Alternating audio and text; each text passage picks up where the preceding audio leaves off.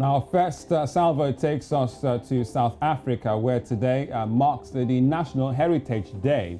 Now, the day is meant to recognize and celebrate the cultural wealth of the nation, and it also aims to remember the cultural heritage of many cultures that make up the population of South Africa. The Rainbow Nation, as it is known, well, across the country on this public holiday, various events will be staged to commemorate this special day. Now, joining us this morning is cultural anthropologist C. Ancio Jacobs to tell us what this public holiday truly means to South Africans. Good morning, C. Ancio. Welcome to the show. Now, tell us a little bit more about this Heritage Day and the origins of this particular day.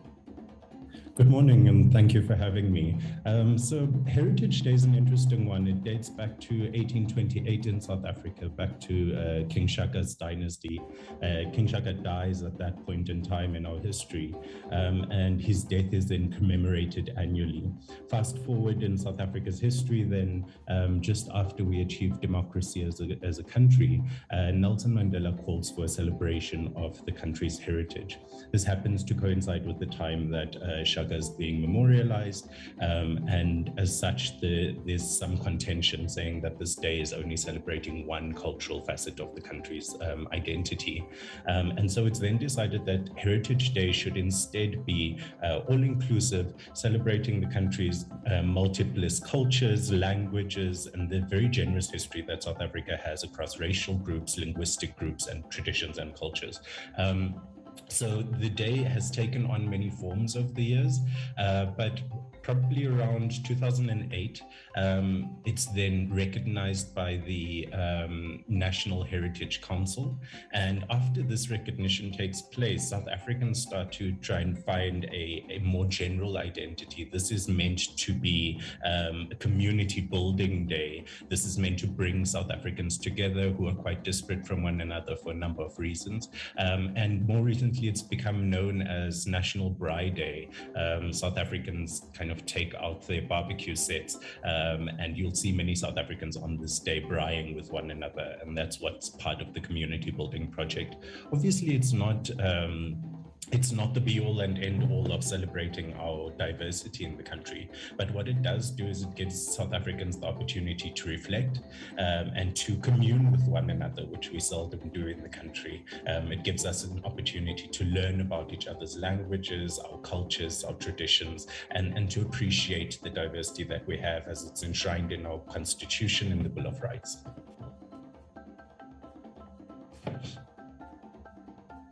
We'll talk about South Africa being described as a rainbow nation. But in your opinion, does South Africa really do enough to acknowledge the diversity and rich heritage of the country? When you look at it, growing up as a South African in South Africa, is there so much being done about it? I suppose as someone who was born as a born free in the Nelson Mandela period, over the last number of years, we've really been trying to do this work of nation building. I think what is difficult is that in our context, there's a huge socioeconomic divide. And so while South Africans themselves are very loving people and want to commune with one another, there are socioeconomic tensions that sometimes pull the country apart. The work of nation building and the work of diversity and the work of bringing those culture together, it takes time. It needs trust to be built amongst South Africans. And what better way to do that than to celebrate around food and to celebrate around something that is so integral to South African identity. I mean, communing around a braai is something that allows many people to come together, have discussions in a way that is not contentious. Right. Now, Ancio, I mean, looking at this particular day that is also known as Braai Day, it was formerly known as Saka Day. Now, other than people coming out, outdoor activities with barbecue, is there anything special that South Africans will be doing on this day? Well, I mean, South Africans also dress up on this day. We don our cultural dress. There are over 12 languages in South Africa. There are kind of traditional cultural groups associated with each of those languages.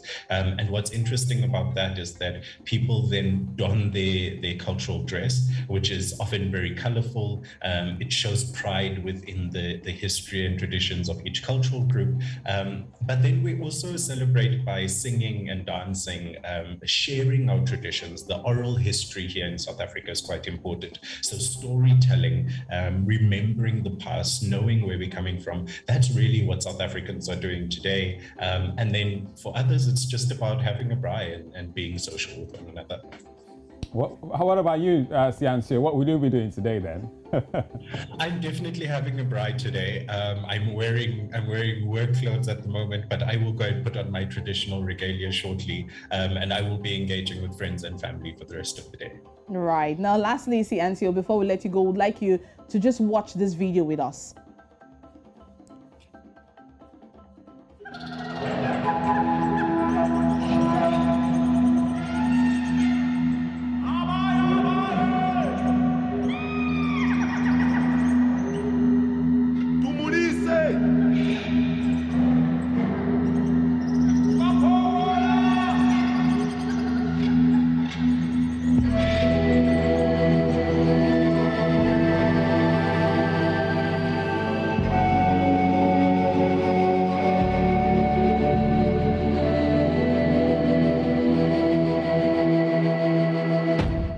Shaka became chief of the Zulus in 1816.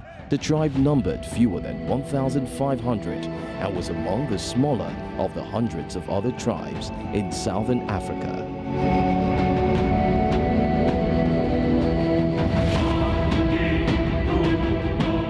In 1827, Shaka's mother Nandi died and the Zulu leader lost his mind, and it was said that he developed a mental illness.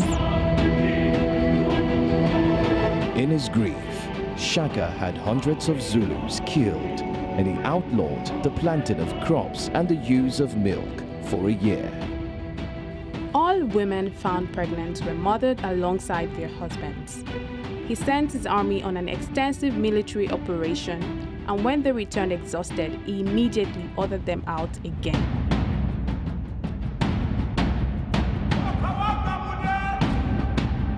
It was the last straw for the lesser Zulu chiefs. On September 22, 1828, his half-brothers murdered Shaka. Dingani, one of the brothers, then became king of the Zulus.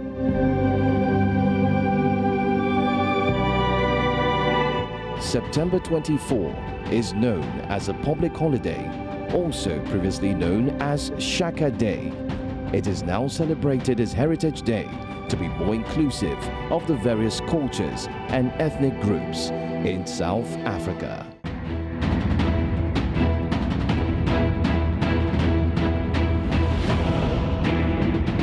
Shaka, born July 1787, assassinated September 22, 1828.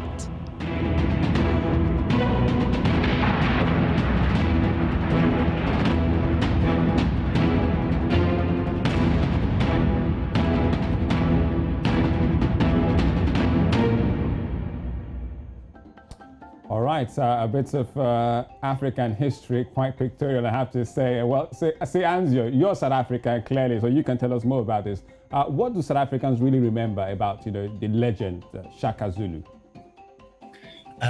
I can tell you, I fondly remember growing up, and there's a theme song around a film that was made about Shaka Zulu, and the theme song is quite distinct. It's drumming, and that drumming is really reminiscent of a time where South Africans were celebrating openly tradition and cultures. I think that, as time has gone on and as we have had more technology, we remember those times less. But Shaka Zulu is taught as one of the prolific warrior figures in South African history. And there's huge cultural identity built around the Zulu nation. In fact, the Zulu nation has grown in number from the 1,000 odd that they were, during Shaka's reign, to the tens of thousands.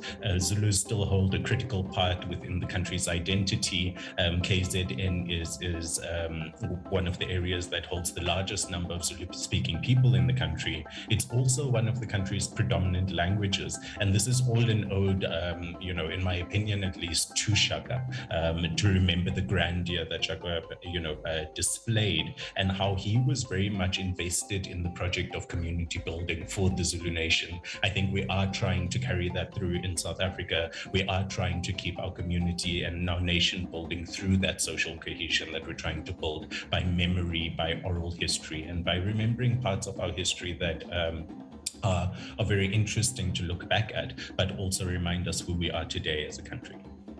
Anzio Jacobs, a cultural anthropologist, live from South Africa. Thank you very much for joining us on Breakfast, and we hope we did justice to the Shaka Zulu, story and legend, and all the same. Well, thank you once again, Sianzio, for coming on the program. Thank you.